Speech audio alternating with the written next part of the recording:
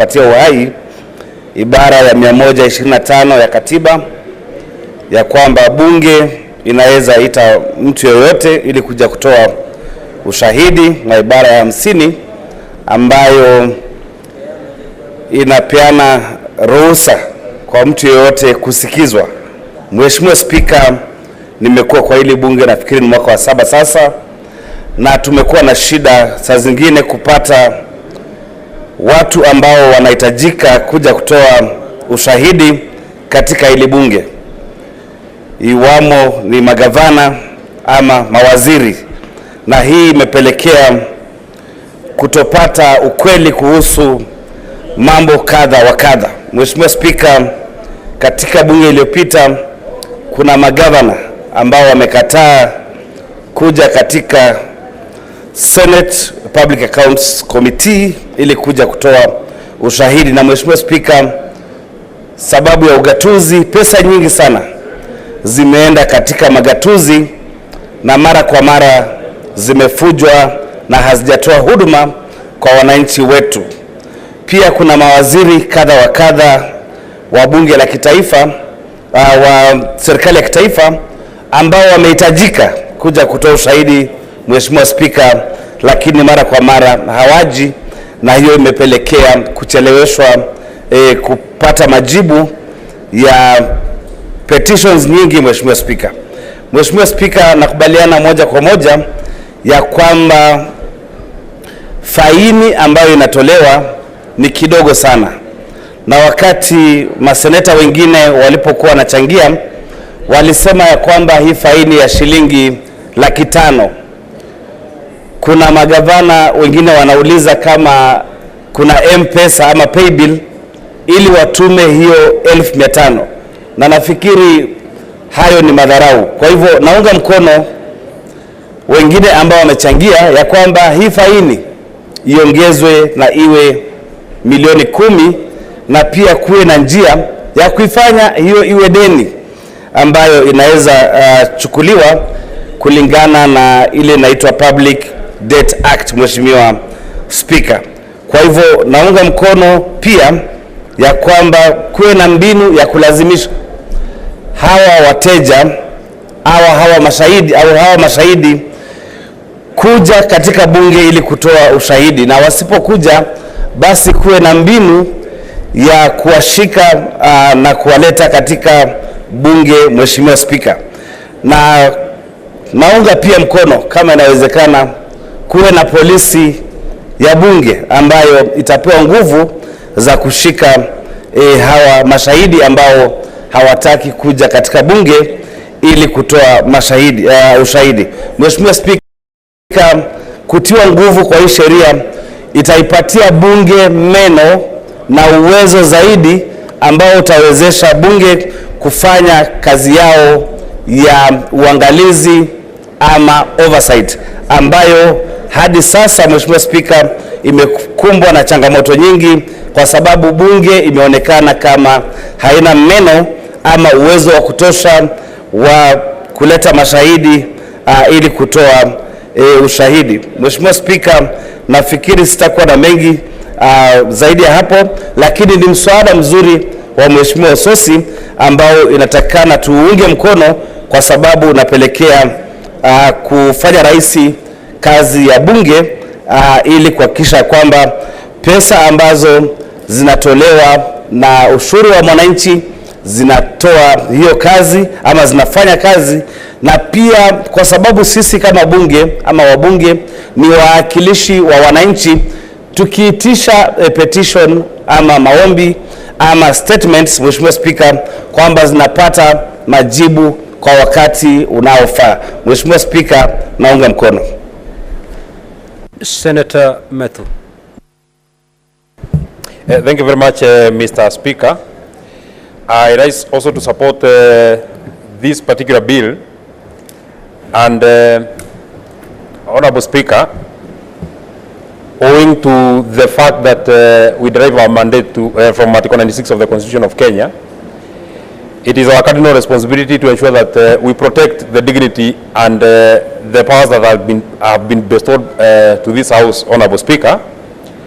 And it has been said, and I don't want to buttress that point beyond what has been said by my colleagues, that Parliament works in plenary here and through our committees, Honourable Speaker. And we enjoy as much powers in our committees as we enjoy here in plenary, Honourable Speaker. And I would want to borrow the words that have been used by my leader, the Honourable Aaron Cheriot, that Parliament is a meeting of the people of Kenya. That the people of Kenya have caused an invitation to you, have extended an invitation to you, Honourable Speaker. For those of us who serve as chairmen of committees and who also serve in committees that are called accounting committees, Public Investment Committee that is led by Senator Osotsi, and the Public Accounts Committee that is led by Senator Moses Kajwang, that I sit in as a member, we invite most of the work that we do, Honourable Speaker, because you've seen today, part of what has been laid by the leader majority as papers here, Honourable Speaker, are over 10 or 15 reports from the Auditor General of different counties, Honourable Speaker. So we invite governors to come and answer questions on how money has been used in their counties, on how well they are, or how prudent they are using the resources that have been passed by this House, Honourable Speaker. Just this afternoon, we have voted on the additional allocation bill that hopefully will be assented to send more money to the counties, Honourable Speaker. It cannot be, Honourable Speaker, that people that we invite to come and shed light on the usage of money, Honourable Speaker, are very happy and they clap very hard. I saw them when they had a retreat with the President in Naivasha. They are really insisting that their money must remain at 450 billion. They are very happy to ask and urge the Senate to send more money to the counties, Honourable Speaker. But when we call them to come and account for that money, Honourable Speaker, we get a lot of problems from the witnesses that we invite here to come and answer questions, Honourable Speaker. I'm particularly excited, Honourable Speaker, although I would also want to borrow from the words of Aaron Cheriot and my member, Senator Mwaruma. We have been ridiculed by those that we invite. You know, before we get to a sermon, because it is fair that we elucidate this point, Honourable Speaker, before we get to summoning a witness, Honourable Speaker, there is an invitation that has been extended. From the President has been set, especially for the accounting committees, those members of the county executives and the county assemblies that are supposed to appear before the two committees, Honourable Speaker, are given a 1 month notice to come and appear. After 1 month, you fail to come is when we issue summons, Honourable Speaker. Honourable Speaker, we have been treated to some of we are given some very ridiculous reasons as to why witnesses are not able to appear before committees, Honourable Speaker. Just the other day, I wish there were members of the Public Accounts Committee who are here. I can see Senator Mariam is here. Just the other day, we were told by one certain governor that they are not able to come to appear before Public Accounts Committee because they are attending some prayers at some place that I would not want to mention, Honourable Speaker. But the morning of the day that we were sitting, Honourable Speaker, the same governor was on a TV show in the morning. So they find more value in attending a TV show, Honourable Speaker, than coming to a meeting that has been called by the people of Kenya or a gathering of the people of Kenya, Honourable Speaker.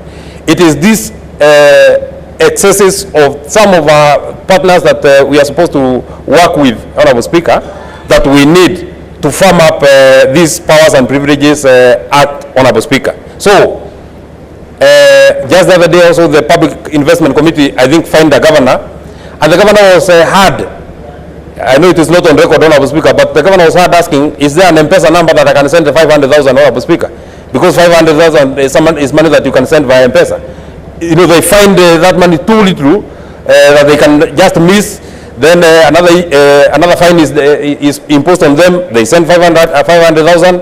Another fine is imposed on them. Another 500,000, Honourable Speaker. So, Honourable Speaker, we must ensure that a person feels the pain so that they are able to respect this House and they are able to respect the committees of this House, Honourable Speaker. So, even the 2 million that has been proposed by Senator Godfrey Osotsi, Honourable Speaker, we need to push it to either 5 million or 10 million, Honourable Speaker, so that people can understand and get to understand how important it is to appear before Parliament so that you're able to answer these particular charges, Honourable Speaker. My second and final comment that I would want to make on this matter, Honorable Speaker, we must also get a framework of ensuring that we are able to actually get this money when we impose this fine. It's not just about imposing a fine. It is imposing a fine and having a mechanism of ensuring that we can be able to recover this fine. If we impose a fine of 10 million on the person of a certain cabinet secretary that has refused to honor summons of Parliament, Honorable Speaker, how do we recover that money? So that we are able to recover from their own account, Honorable Speaker. It should actually even be in law, and I think we should be able to propose.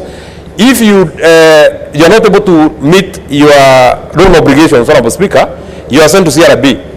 We as Parliament should have a mechanism of ensuring that if you have been fined by Parliament and you have not been, that money has not been recovered, you are listed on CRB as a person who is not creditworthy, so that you cannot get credit anywhere, whether you are serving on and that time that you are not serving, until you are able to meet that fine that you have been imposed on you, Honorable Speaker. So we must have a mechanism, Honorable Speaker, of ensuring that we can be able to recover this money, Honorable Speaker. Finally, on the last part of the officers of the House that can be able to cause arrest, Honorable Speaker, I think I'm more persuaded to having a parliamentary police force, Honorable Speaker, that shall be able to help us in ensuring that we can be able to effect this. Just the other day, Honorable Speaker, from our police service, we got a water protection unit that has just been dedicated to ensuring that they protect our water towers, our water bodies, and all our water establishments in the country, Honorable Speaker. Their work is just dedicated to ensuring that they just protect those establishments, Honorable Speaker. We should get a police service that is dedicated to ensuring that we are able to arrest witnesses that are becoming not only those who do not come here, but even the hostile witnesses, Honorable Speaker. You cannot become hostile in court. We have seen witnesses that are hostile in our committees, Honorable Speaker. They do not want to follow the directions of the chairman, Honorable Speaker. These are people that we can be able to lock in somewhere for 6 or 7 hours or 12 hours, Honorable Speaker, until they are able to behave in a parliamentary manner, Honorable Speaker. So with those very many remarks, Honorable Speaker, so that I can allow my colleagues to also make their contribution, I want to support this bill, Honorable Speaker. Senator Kavindu. Thank you, Mr. Speaker, for giving me this opportunity to support this bill for parliamentary powers and privileges.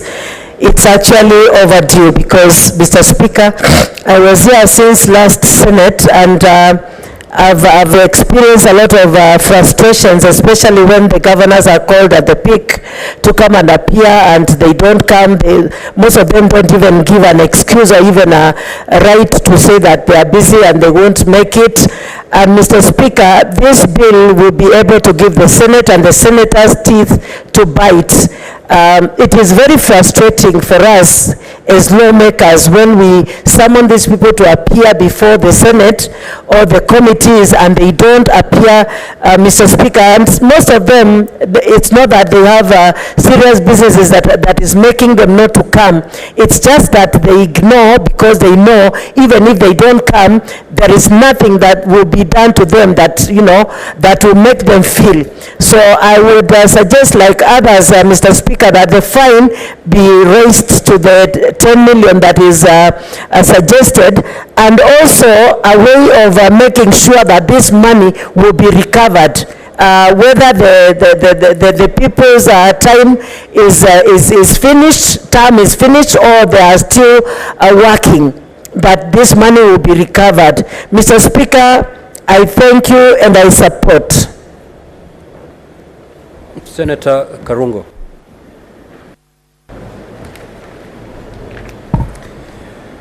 Thank you very much, Mr. Speaker, for the opportunity to support this very important amendment bill.